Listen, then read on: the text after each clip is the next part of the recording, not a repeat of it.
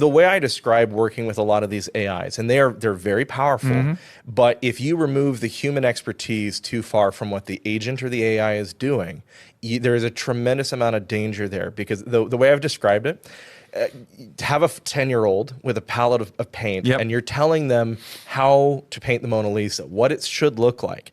You can be very detailed. You can tell them exactly what brush and color to use, but at the end of the day, it's in their hands, and they're going to slap that paint on that canvas, and what comes out is their interpretation of Mona Lisa. And it's been interesting, even in the last couple of weeks, working with some of these agentic tools that a lot of business leaders want to learn more about. And in my own experience, I watch it take very simple instructions, and it's as unreliable as an intern. It's sometimes it'll sit there and go, I'll tell it to perform an action and say, hey, take this data, do this with it, put it in this sort of table, make it work for me. And then I go in and it did about half.